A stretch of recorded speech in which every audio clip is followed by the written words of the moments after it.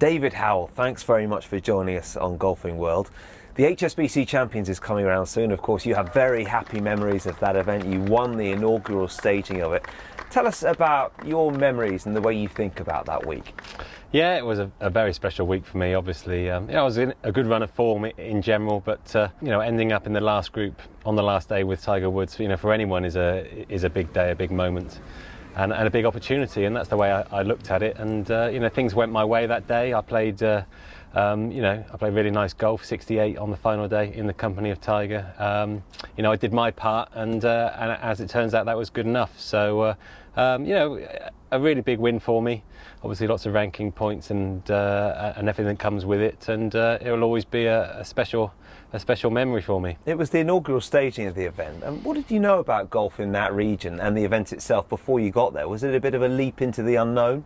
Well, we'd played a few tournaments, but almost felt like they were sort of putting their toe in the water up to that point, and then HSBC came along and decided we're going to up the ante here a little bit and really go for it. I think they realised how big a part China was going to play in their future in terms of sponsoring golf tournaments, and getting Tiger there obviously is always a big coup, and especially back in those years, and it was bedlam there really. The Chinese fans hadn't seen Tiger before, and during those years anywhere Tiger went, it made any tournament really special. So and it was certainly no different that week. A bit of the rock star treatment, Dave. Well, I don't know about that, but things are different when he's around, and that's why he's always given us all a great opportunity to take him on, and and if you can come out on top, the victor in his company, it feels all the better for it. And I was able to do that week, and whenever I do go back to China, people do remember, and obviously that's a very nice thing for me. Coming into the Sunday, obviously you were in the lead. Did you feel nervous ahead of that round? Yeah, well, I mean, obviously I've done a few interviews over the years talking about how I handled that situation, and my view was just to go out and play my own game. It's a cliche, of course it is, but I figured I had a one-shot lead. I was going to have to play really good golf to win the tournament. It was a big tournament. That's what you have to do, and I thought if I can shoot 68, Tiger would have to shoot 66 to beat me. And probably on 50% of the days he might well do that, but I figured that would give me a really good opportunity to take the title.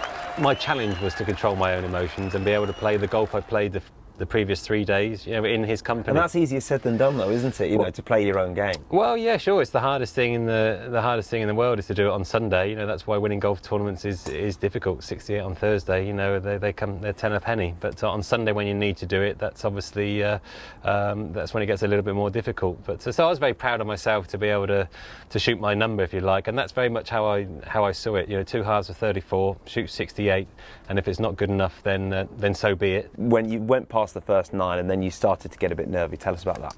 Yeah, I think moving into the back 9 when I was still just in front, and I think it was either 12 or 13, and I just had a 2-3 foot tap in. I didn't think I did a good long putt or a chip, and it was a nothing putt really, and I knocked it in, and my caddy put the pin in obviously and walked to collect the bag thinking nothing of it, and I happened to mention him, that was a good putt, wasn't it? And he said, well, it was just a 2-footer, David. What are you going on about? And he couldn't see inside my head. At that point, the nerves were kicking in. And, I was a bit shaky on that putt. Well, let's bring it right up to date. We want to hear a little bit more about David Howell, the golfer now. So many of our Golfing World viewers are really big fans of yours, and they'd love to know where you are right now, because it's been a pretty good season so far, hasn't it? Well, everyone who's playing, golf on one of the main tours in the world, we all want to be in the top 50 in the world. That's where we want to live. And I've spent 2 or 3 years in a row, in that Premier League, shall we say, and that's a lot of fun. And you get obviously an unbelievable opportunity to play all the best tournaments in the world, and that's where we want to get back to.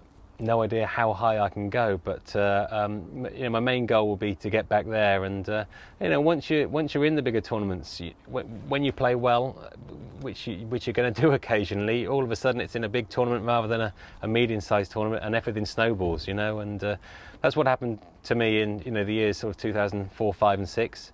and we managed to get up to ninth in the world, which was a real thrill. The journey back down wasn't so good, but we're it's a roller coaster. It is a roller coaster, and we're on the climb right back up again. So we'll have to see where we can get to. But I'm working hard. I'm enjoying my golf again, and all in all, everything's in good shape.